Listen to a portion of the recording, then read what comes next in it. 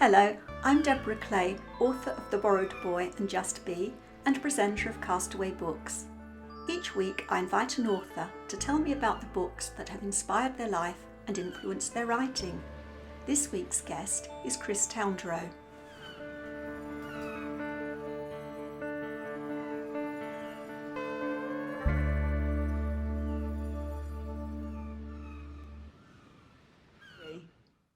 I'm delighted today to be talking to Chris Towndrow, who I had the pleasure of reading one of his books that hasn't come out yet, which is Signs of Life.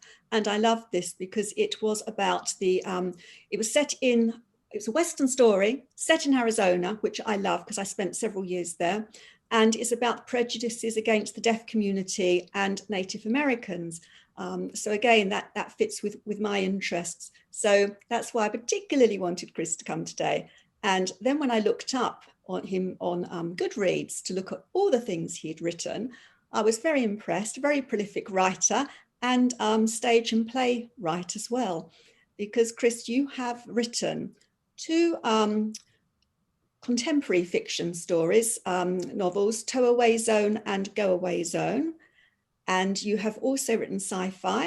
You've written what you explained to me was space opera sci-fi, which was new for me because I had no idea what space opera is. But you can tell us more as we're talking, I'm sure. But broad canvas sci-fi. And you have written 4 books, one of them a trilogy, the other Sacred Ground.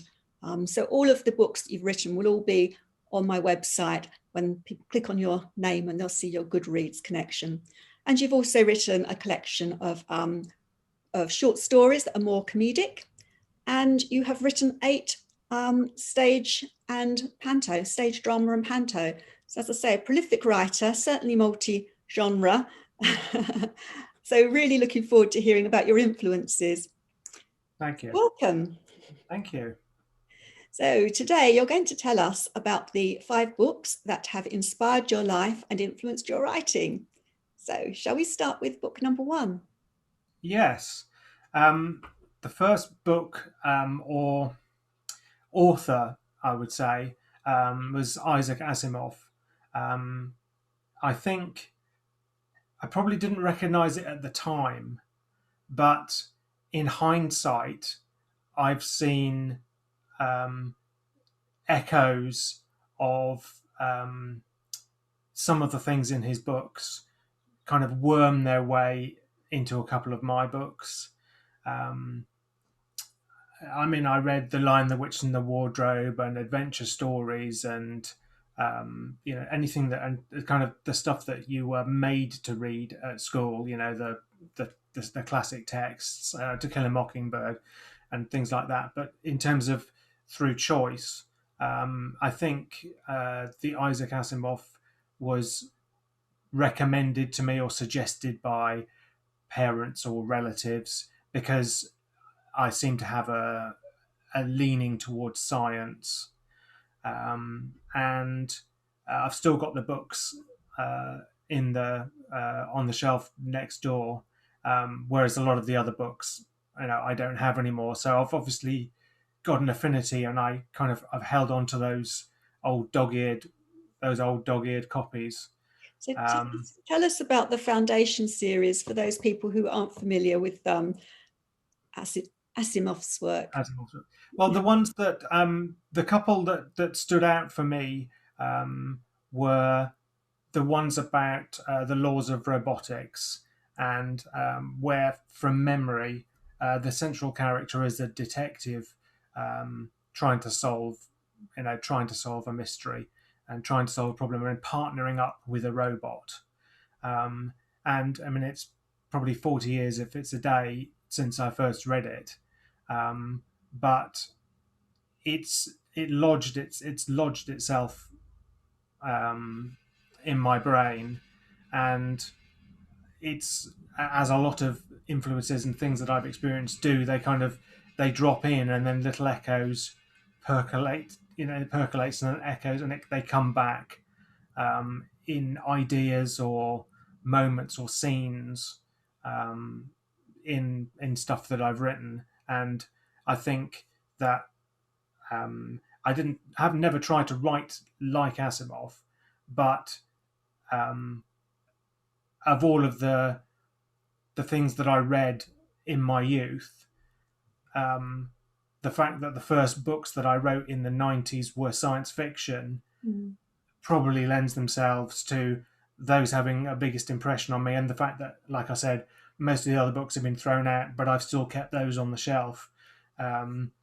Possibly um, for many years in hope that if I had a son, I would say, "Oh, you should read these." Like those books were possibly handed down to me from my dad. Mm. So I don't know, but I think for a boy, the kind of the action and um, the action adventure side of it, and the sciencey side of it, and the the logic of trying to overcome kind of a robot's programming by outthinking it, which is one of the things I remember from those books. That kind of thing excites me. So So, as a boy, you were reading these as a boy. Were you an intellectual or a more physical boy? You oh, were intellectual, humble, or were you sort of a studious boy? very studious. Mhm. Yeah, it's. I remember, I mean, years later, when I went for one of my first job interviews, the interviewer said, "Would you describe yourself as a geek?" And I thought, that's a very interesting interview question at age, 19, 20 or whatever it was. I was like, God, I feel a bit insulted, but actually, yes, I am. So yeah, I was kind of, I always erred towards sciences at school, and always left my English homework till the last minute.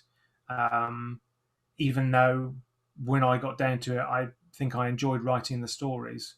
Um, It's not. They didn't put it on the job spec, did it? They only wanted geeks. no, I think they do. I think he looked at on your CV, they look at your academic achievements, which were pretty good, and then they look at extracurricular, and there wasn't a lot. There was nothing really in sports teams, memberships of societies, things like that. So it kind of skewed things to say that this is this is what this is what makes me up is the academic achievements. And did So you get that job? no, no, I'm sure I didn't. Because I went on to do astrophysics at university, which is quite a geeky subject. Mm. That kind of cemented the impression, post uni of that's what you were. You were a kind of a sciencey geek. So trying to go for a regular job, you were kind of that put you in a pigeonhole. Um, and I've not done retail experience, and I've not worked in a shop or a pub or those kinds of things, and not done the extracurricular thing. So that's the box that he put me in. But Yeah. it's fine. So going back to Chris as a boy, did you have any siblings? Yeah, I've got my sister, um, and brothers and sisters always fight, but you know, but good natured.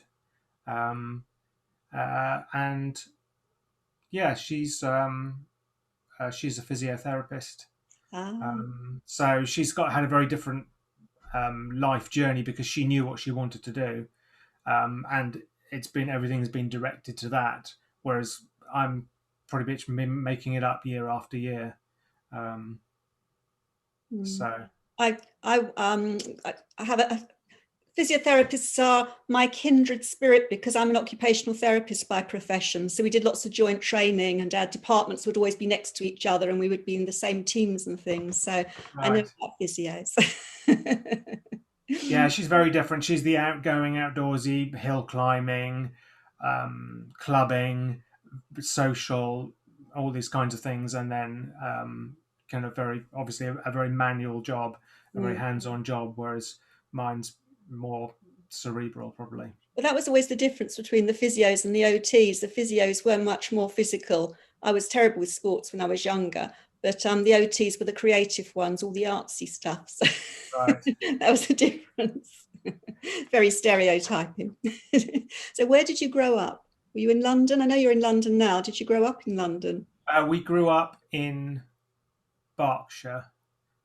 From Yeah, that's where I went to secondary school. Mm. Primary and secondary actually. Mhm. So yeah, we're in the same place um, from '76, and then I only moved out when I went to uni, Mm. and then ended up coming back and staying locally, but just because that's where the job was, my Just first going. job. Yeah. So should we go on to your second book? Yes. Okay. This is wow. If Asimov sounded geeky, um, the second book um, was was a book about quantum physics that I was given or won as a school prize, um, and I don't remember how I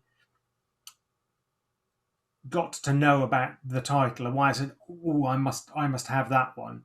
But I think I might have been lent a copy, and I started to read it, and I said, "Oh no, I'd like to buy this." So I've got my own copy, um, and uh, because I was uh, around the time of the A levels working out what to do with life, and um, something had exposed me um, to physics, to really kind of interesting physics.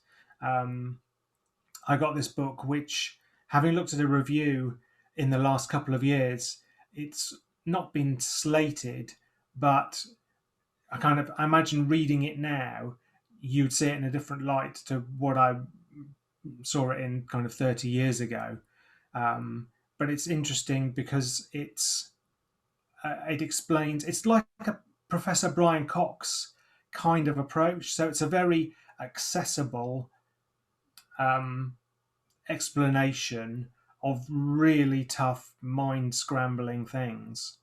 Um, and I can remember reading it and going, whoa, that's just utterly crazy and amazing that's the way the world is. And going around and saying to people, "Oh, did you know that?" And probably boring a lot of people. But I also remember one of the things about it was um, it said quite early in the book that some one of the scientists said that science is a process of discovery and learning. So every lesson is the first lesson. So every chapter was chapter one, Yeah. which I thought, you noticed that? I think that's chapter one. And he said, well, because we're learning again. We've got what we got, and then we're moving on and starting again. I'm not explaining it very well, No, you but are. You are. they used that.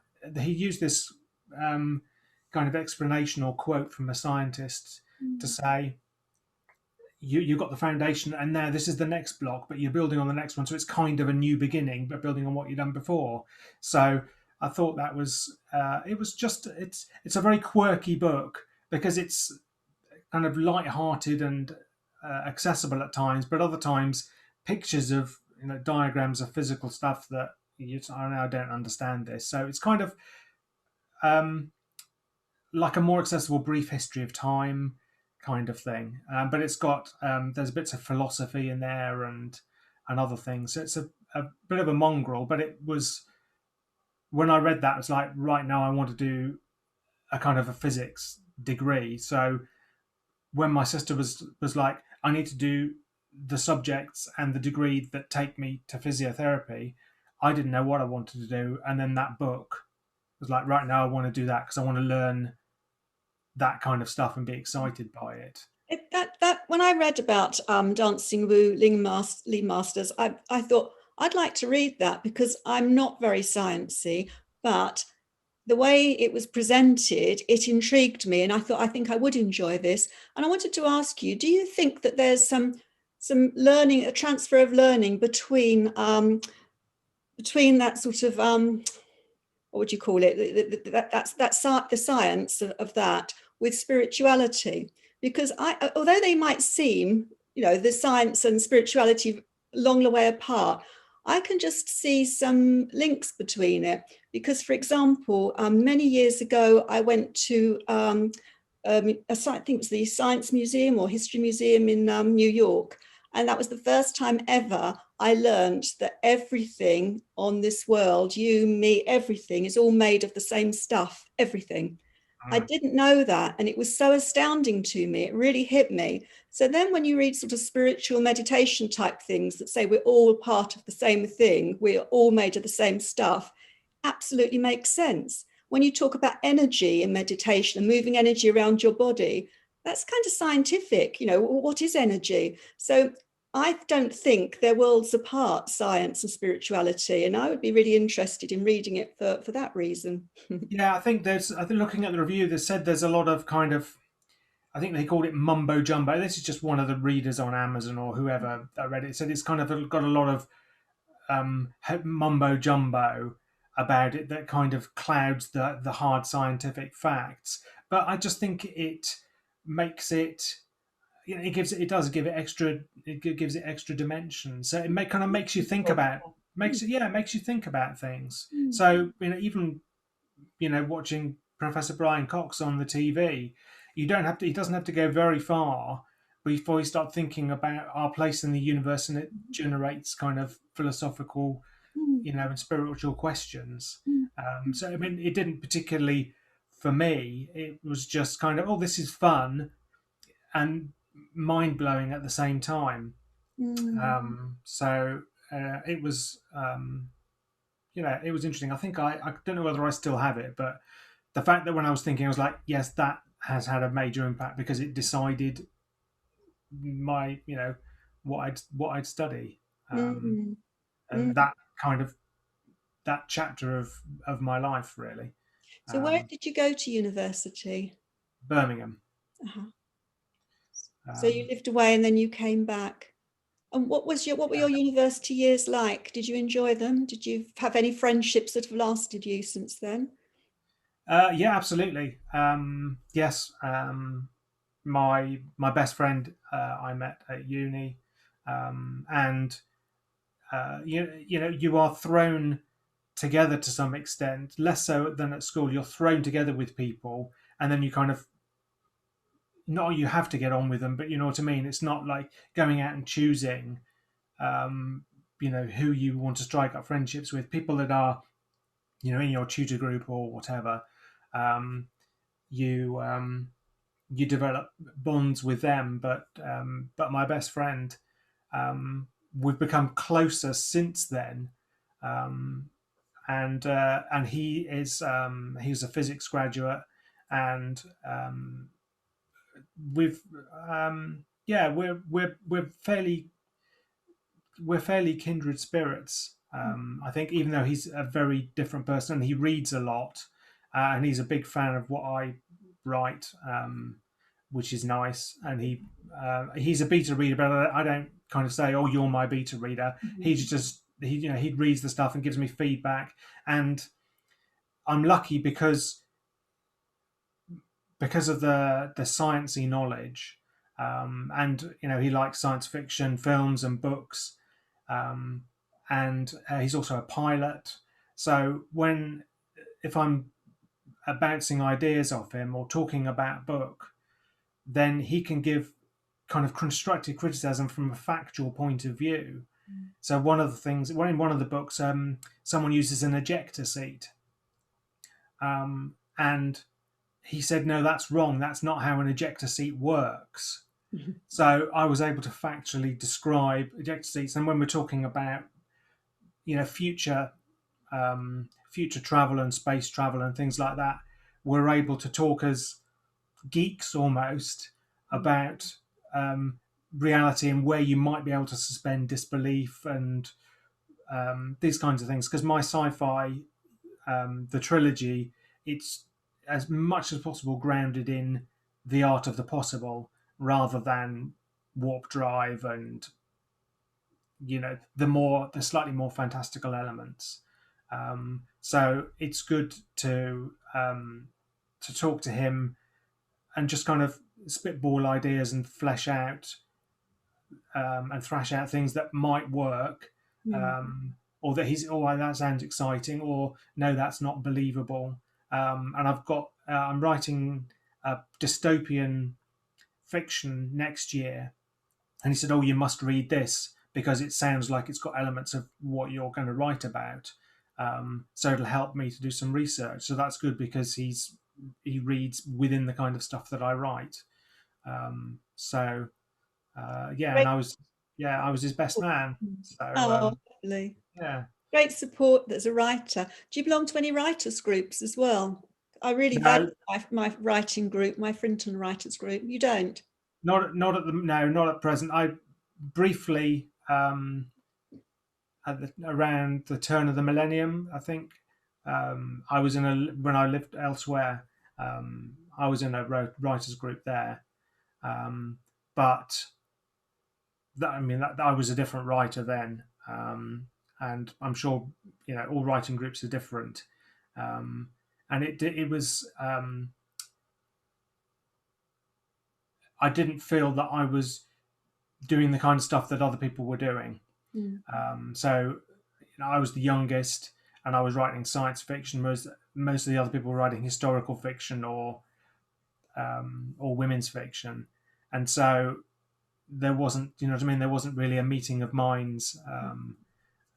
So it's not that it put me off, but I think I've certainly learned more through the writing community on Twitter Mm.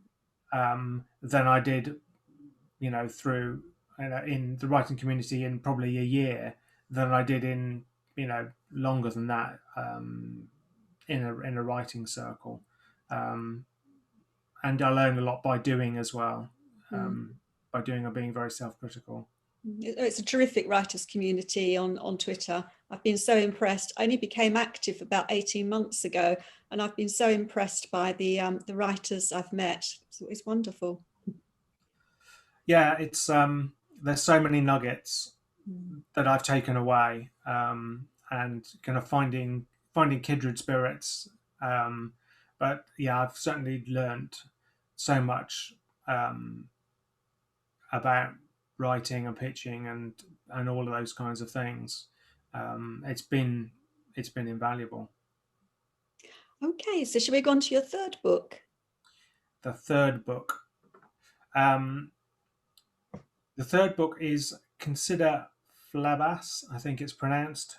Oh But no, well I've got down the complete prose of Woody Allen. oh, sorry, that's right. I'm jumping ahead. Yes, Woody Allen's complete prose um, is a. I mean, Woody Allen started out as a stand-up in the late '60s, and I've always liked his films, and it's kind of well known that they get less amusing as time goes on. So that the late '60s, the early '70s were his funniest and slightly more offbeat and slightly surreal sometimes, like very quirky humor. And his kind of stand up from that time is is a little bit off the wall and in places. And at that time, he was doing, he was writing these short stories, and as part of gathering some Woody Allen stuff around me, I picked up his complete prose, or his complete prose, the collection at that time. There's been a couple of other ones since then, I think, and it's just mad. It's not like anything else that I'd read before or since. It's yeah, it's not weird. It's just daft, and I think I went through one of my influences in the when was it? Oh, I forget. Probably a lot earlier, right? Actually, one of my influences before going to university was a guy I did a part-time job with, who introduced me to nonsense poetry. And I'd written some nonsense poetry at the time, and then I wrote some proper poetry, which is it's probably not very good as proper poetry, but the kind of the offbeat, oddball nonsense poetry that kind of stuck with me. and the Woody Allen stuff, because it's quite wacky. Um, that resonated with me as well, and something gripped me and made me go and write some stuff like he'd written. And it's I think I think about it now as almost having an out of body writing experience, because I've never been inspired to write anything like that or had that vein of craziness.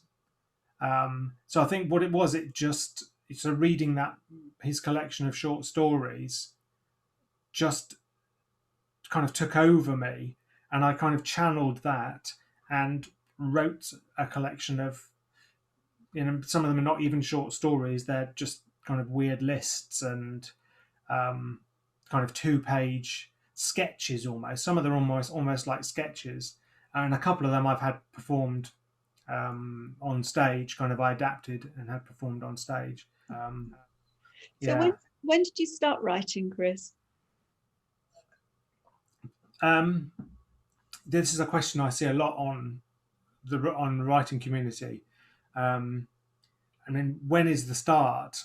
I mean, but the start for me was during my finals, or during my last, during my last year at uni, or the last year of my astrophysics, when I got an idea for a kind of a 1950s style Chandler-esque detective story, and I know what inspired it. It was inspired by a film, inspired by a black and white film, and so I kind of pitched it to myself as this is a kind of a 50s hard-boiled private eye, but in the 90s. So it's kind of got that feel, but it's set in modern day in the 90s when it was written. So to start and my first ever novel, just weeks in advance of my finals, is a pretty stupid thing to do. But I have a sense memory of sitting when I should have been revising, sitting in the library, actually writing, and then that probably took a year to finish that, and then other stuff followed. But it's been very patchy. There's been, so I did that, and then I didn't do anything for a little bit, and then I did a bit more, and then I had a longer. I was going to say it wasn't a break, but I just didn't do it. I didn't like take a break. I just didn't do anything, and then I kind of restarted again. So something catalyzes it, and then I have the time, I have the means, motive, and opportunity, and I do it. But yeah, 91 was when I started writing that. So you left uni and you started writing. What was the first job you did when you left uni? Which direction did you go in then? So I went into logistics, and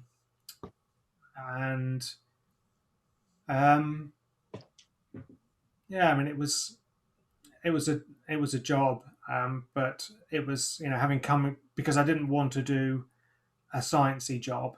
I wasn't really good enough to be a Professor Brian Cox or like a PhD student or like a proper scientist. Um, so I tried logistics, because one of the part-time jobs I'd had was roughly in logistics. So I went to work in a big warehouse, helping with stock control, and that was fine. It was a job, but it was fun. It's first job out of the first proper job where you got to put on a suit and tie is it's always an adventure, but it was good. But I started in September, and then in March they gathered us all together and said we're closing. So you have to move. You have to move from Stevenage to Manchester, or find another job. Mm. So I moved to Manchester. Mm. So that was a bit of an upheaval to finally get a job after struggling, and then after 6 months having to relocate to a completely new place, Mm. or have to look for another job again. But Mm. um, I've kind of landed on my feet. So Shall we move on to your fourth book, because we might be moving on in your life, and then we can catch up with your reading as well then. yeah, okay. Yeah, so the fourth one is Ian M. Banks' Consider Phlebas, which is, uh, again, this is a recommendation from a friend, I think, and it blew me away. It was just so inventive and expansive in the ideas and the canvas. I think, and it's a chunky book, so it's not like the little kind of Isaac Asimov. Some of their books are quite slim. This is a chunky book, and and then I went on to read more of his books, and it that particular one, um, that kind of opened my eyes to a different type of science fiction, to whatever was on the TV, or um, the Asimov stuff. Obviously, it's a lot later than Asimov, and I thought, wow, I'd love to be able to write as well as this. Having done a couple of science fiction books, um, which, uh, yeah, they don't have a great deal of merit in hindsight. Um, I mean, I liked them at the time, and then when after reading the Ian M. Banks book, I tried to write like him. Um, I almost, like I had with the offbeat humor, I almost stepped in to another room, if you like, of writing, because it was so different and so much better than anything I'd written before. The or after. I mean, I tried to write more lyrically, Mm. with just better from so many things, less derivative and less um, yeah, just less derivative and less ordinary in terms of the language and everything. Um, that was the goal. I thought, well, let's see if I can write a little bit like Ian M. Banks has written, and come up with a really interesting idea rather than just the fairly simple kind of time travel book. Someone goes back in time kind of thing, which I'd done before. Um, and I, it was just, I don't know where it came from, Deborah. I don't know where that huge change. If I mean, I think it's a huge jump up from what I'd written before. But if it's not a huge jump up, it's certainly a huge change. And again, I've never written anything in that style again. It's very florid in And terms of its which description. novel had you? What you are you talking about? The one you wrote as a result of that? Did you publish? Sacred Ground. Right. So uh, the so having read the Ian M. Banks and thought I want to write something that's as good as that. I mean, everybody's got to you've got to aim for something, haven't you? Mm. And then I got, with help from a friend, an idea for not a high concept, but a really interesting story um, that I I fleshed out, um, and it all came together, and it's kind of got um, there's a lot in there. I think in Sacred Ground, it's not perfect, I know, and I'd go back now and go, it probably doesn't hit enough beats. There's probably there's these things missing, but I still, I like the story and the language. Even reading it back now, I go, whoa, um, that's just really excellent description. And I think I was just absolutely in the zone, that I was able to um, channel something else, another style, even if I haven't written anything like Ian M. Banks does. It's it's a very different kind of thing to anything I've done before or since. Going on in your life then? You're having this sort of inspirational moment and creativity, but what's going on in your life? Are you still working in logistics, and who are you living with and where? So um, so this is about 2002, Right. I think, or yeah, it's hard because I haven't got the original Word documents going back, with the original dates on there. But it's kind of late 90s, early 2000s. It's a pretty safe bet because I wrote a lot in that period. So in '98, I moved from logistics into IT consultancy, and I started living in Milton Keynes briefly, and then I was back in Berkshire, um, and um, there were long days, and I was still single, so outside of work, that was that was what I did. Was worked on wherever ideas I had. So it was uh, yeah, I think the the joy of at the time you think, God, I wish I yeah, you kind of want more from life than work and then going home and writing. But actually, you got the space, you don't have the commitments of XYZ. um, you have the time to, once you get home, to just to do what you want and to I do what you can't want think to. of, I can't think of anything better than spending every leisure minute writing.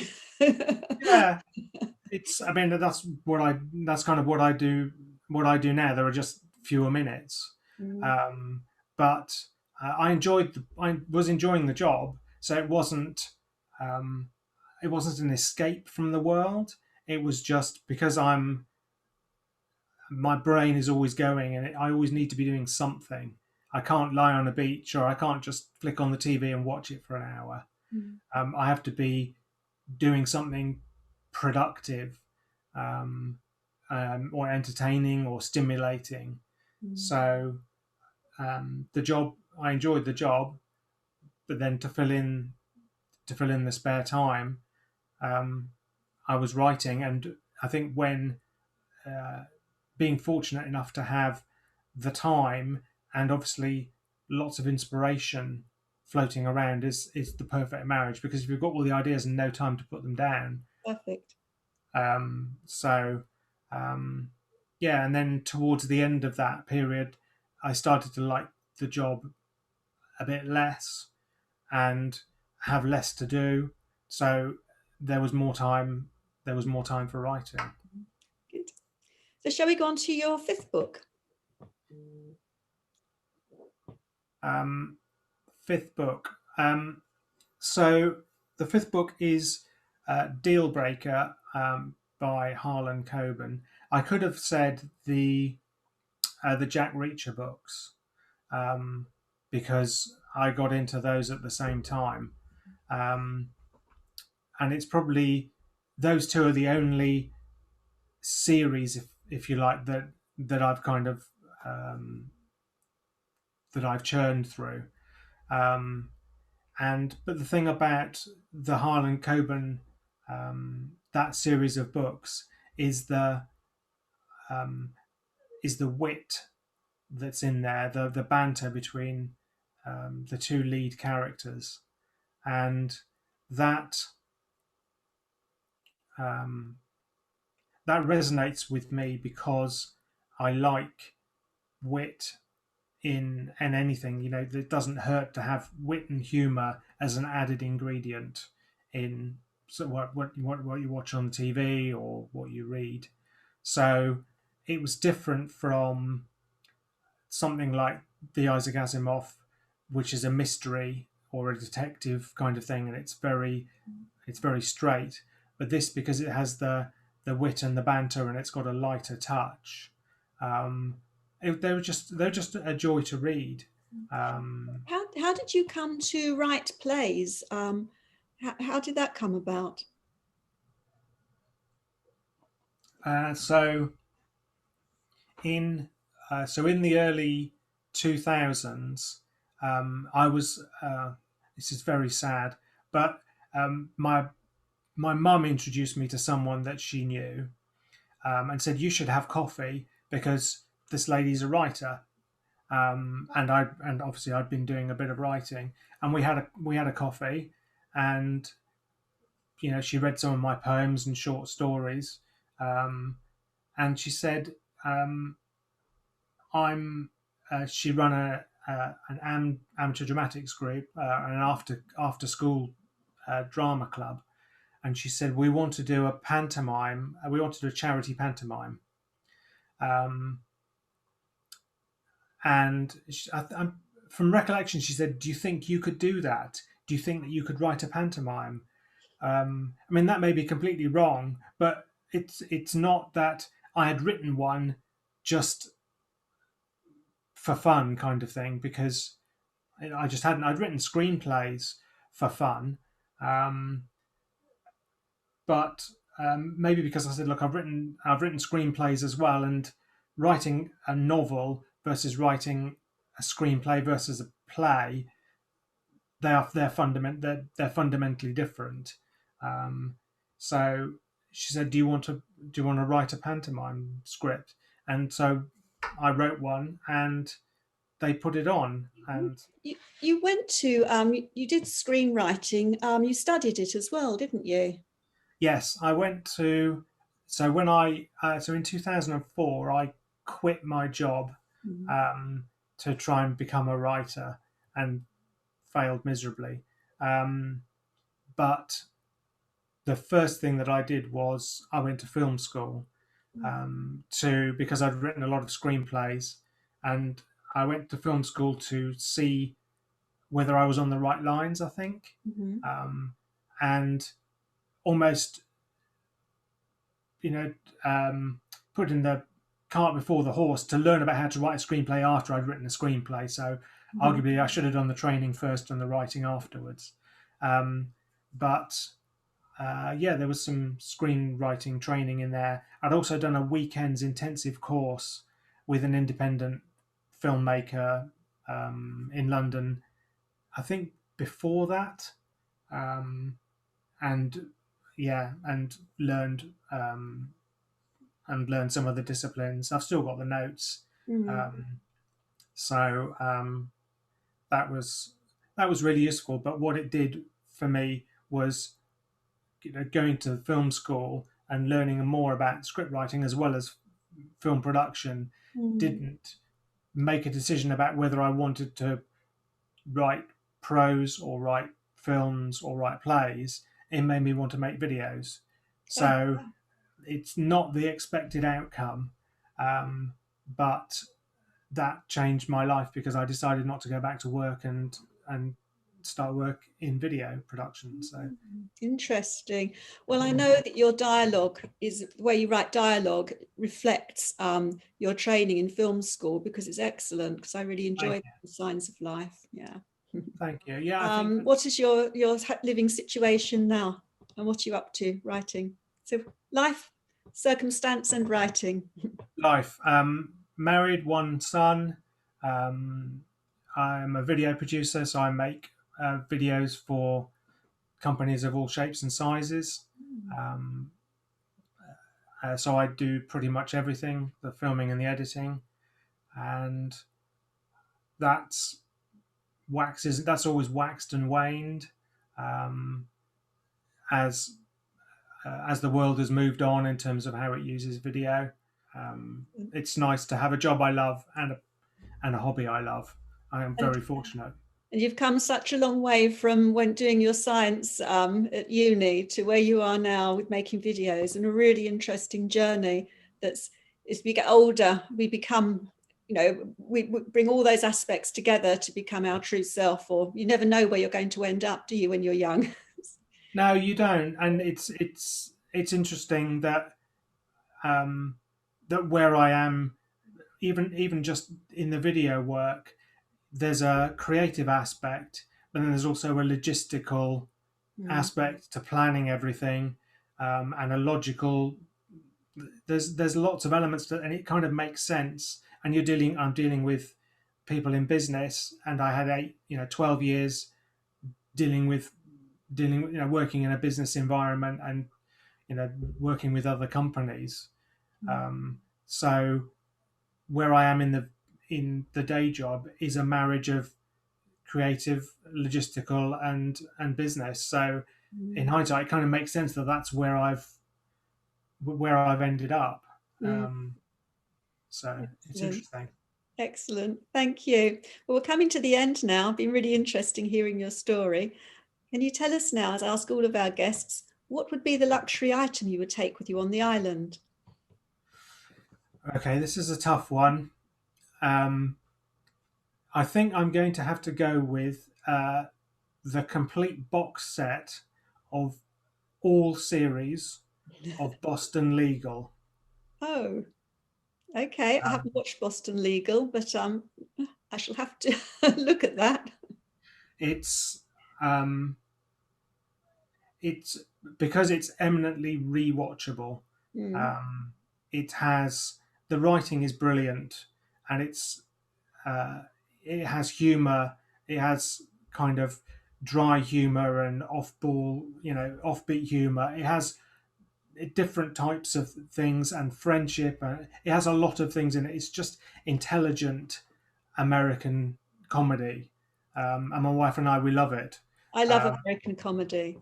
Yeah, But you talk about being geeks. I love the Big Bang Theory. Right, now I've never seen that. It's been recommended. Oh, absolutely. I recommend that. You will enjoy it. It's all about geeks, but lovable geeks. So you must watch that. Yeah. Watch it from the beginning if you can. You love it. Okay. Yeah, there's always a big to-do list when it comes to, oh, you must watch this box set. Oh, you must watch this box set. So. I know you must watch that. Anyway, I'm going to have to say goodbye to you now, but it's been an absolute pleasure meeting you properly and not just on Twitter. So thank you, Chris, for being my guest today. Thank you, Deborah. It's an absolute pleasure. Goodbye.